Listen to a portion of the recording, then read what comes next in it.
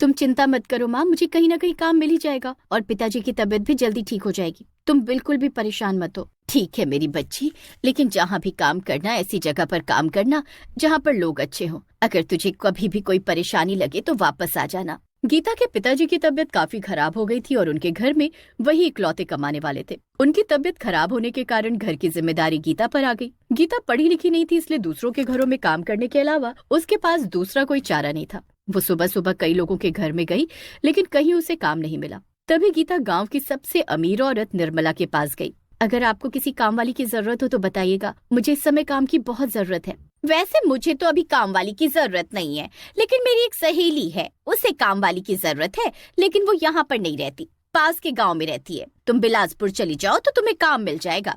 आपका बहुत बहुत शुक्रिया मालकिन। गीता ने अपने घर पर बताया कि उसे दूसरे गांव में काम के लिए जाना पड़ेगा, तो उसके माता पिता ने उसे काम करने से मना कर दिया। माँ, तुम समझने की कोशिश करो, इतनी मुश्किल से मुझे काम मिला है। अगर मैं वहाँ पर नहीं गई तो फिर कहीं और काम नहीं मिलेगा। पिताजी का इलाज भी करवाना है और घर का खर्चा भी चलाना है। प्लीज मान जाओ। अच्छा ठीक है, लेकिन अपना ध्यान रखना और रोज हमें फोन करना। कोई भी दिक्कत लगे तो घर वापस आ जाना। गीता अपने कुछ कपड़े और सामान बांधकर दूसरे गांव चली जाती है, जहां निर्मला देवी की सहेली सुनीता रहती थी। सुनीता का घर बहुत ही बड़ा था। निर्मला ने पहले ही सुनीता से गीता के बारे में बात कर ली थी, तो सुनीता ने गीता को तुरंत ही काम पर रख लिया। देखो, निर्मला ने तुम्हारे बारे में बताया था, लेकिन मुझे काम में कोई भी शिकायत नहीं चाहिए।